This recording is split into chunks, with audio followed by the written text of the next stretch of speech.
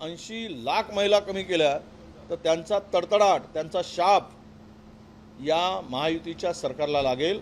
आणि असेच हे तडफडून ज्या महिलांचा श्राप फार मोठा असतो, ज्यावेळेस ती बोटं मोडून मनातून अंतकरणातून श्राप देते ना, त्यावेळेस यांचा सत्यानाश झाल्याशिवाय राहणार नाही.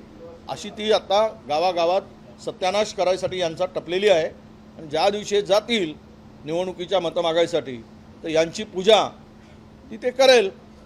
हे जे बनवाबनवी केली, फसवणूक केली लाडक्या बहिणीची, याचं उत्तर सरकारला द्यावं लागेल.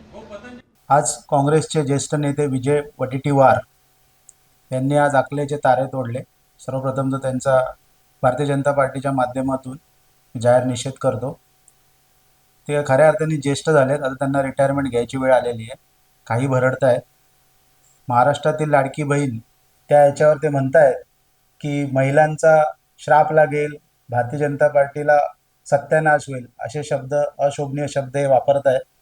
खऱ्या अर्थाने लाडकी बहीण योजनेला थांबवायचं काम हे काँग्रेसच्याच माध्यमातून त्यांच्या लोकांनी केलं होतं. तर हे त्यांनी विसरता कामा नये.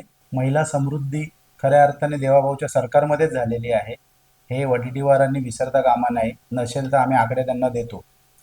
आणि या योजनेतून ग्रामीण भागातील व शहरी भागातील महिलांना किती लाभ होत आहे हे त्यांनाच जाऊन त्यांनी विचारावा.